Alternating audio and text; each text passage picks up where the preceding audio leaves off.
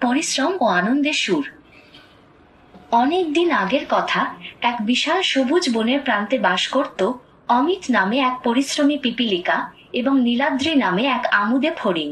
গ্রীষ্মের তপ্ত দুপুরে যখন বনের বাকি প্রাণীরা বিশ্রামে মগ্ন, অমিত তখন এক মুহূর্তও নষ্ট না করে সারাদিন খাবার সংগ্রহ করত। তার চোখে মুখে ছিল আগামীর জন্য এক দৃঢ় সংকল্প। অন্যদিকে নীলাদ্রি ছিল একেবারেই অন্যরকম। তার কাছে জীবন মানেই ছিল গান আর আনন্দ। একটি বড় গাছের ছায়ায় বসে সে সারাদিন তার বেহালা বাজাত। সুরের মূর্ছনায় সে যেন নিজেকে হারিয়ে ফেলত। পরিশ্রমের কথা ভাবলে তার কেবল হাসিই পেত। একদিন অমিত এক ঝুড়ি ভর্তি বুনো ফল নিয়ে তার গর্তের দিকে যাচ্ছিল। ফলগুলো ছিল বেশ ভারী। নীলাদ্রি তাকে দেখে গান থামিয়ে দিল। সে অমিতকে উদ্দেশ্য করে বলল, বন্ধু অমিত, এই চমৎকার দিনে কেন তুমি অহেতুক খাটছ? এসো, আমার সাথে বসে গানের আনন্দ নাও। অমিত কিছুক্ষণ থেমে তার কপাল থেকে ঘাম মুছে নিল। সে শান্ত স্বরে বলল, শোনো নীলাদ্রি, এখন আনন্দের সময় নয়। শীত আসছে, তখন খাবার পাওয়া যাবে না। আমি ভবিষ্যতের জন্য সঞ্চয় করছি। তুমিও যদি এখন কিছুটা সময় কাজে লাগাও, তবে পরে কষ্ট পেতে হবে না। নীলাদ্রি হা হা করে হেসে উঠল। সে অমিতের কথা কানেই তুলল না। সে বলল, শীত আসতে তো এখনো অনেক দেরি। বর্তমানের আনন্দ ছেড়ে ভবিষ্যতের দুশ্চিন্তা করে কি লাভ? তুমি বড্ড বেরসিক বন্ধু।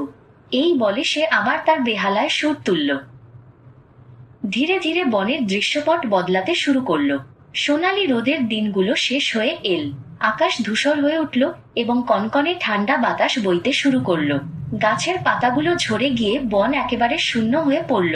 চারিদিকে খাবারের ভীষণ অভাব দেখা দিল। অমিত এখন তার মাটির তলার উষ্ণ ও নিরাপদ ঘরে নিশ্চিন্তে আছে। তার গুদামে প্রচুর খাবার জমা আছে, শস্য, ফল আর নানা ধরনের বীজ। সে আগুনের পাশে বসে আরাম করে তার পরিশ্রমের ফল উপভোগ করছে। তার কোনো চিন্তা নেই, কোনো অভাব নেই। এদিকে নীলাদ্রির অবস্থা বড়ই করুণ।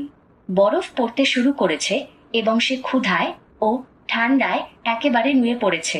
তার সুন্দর বেহালাটি এখন তুষারে ঢাকা পড়ে গেছে। সে বুঝতে পারল, অমিতের কথা না শুনে সে মস্ত বড় ভুল করেছে। পেটে দানাপানি নেই, কোথায় যাবে সে? অবশেষে উপায় না দেখে নীলাদ্রি কাঁপতে কাঁপতে অমিতের দরজায় গিয়ে কড়া নাড়ল। অমিত দরজা খুলে দেখল নীলাদ্রি প্রায় আধমরা হয়ে দাঁড়িয়ে আছে। নীলাদ্রি ক্ষীণ স্বরে বলল, বন্ধু, আমাকে দয়া করো।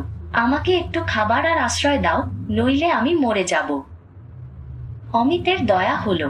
সে নীলাদ্রিকে ভেতরে টেনে নিয়ে তাকে খাবার দিল এবং উষ্ণতা দিল। নীলাদ্রি সুস্থ হয়ে উঠে অমিতকে ধন্যবাদ জানাল। সে প্রতিজ্ঞা করল যে আগামী বছর থেকে সে কেবল গান গেয়েই সময় কাটাবে না, অমিতের মতো পরিশ্রম করে নিজের ভবিষ্যৎ সুরক্ষিত করবে।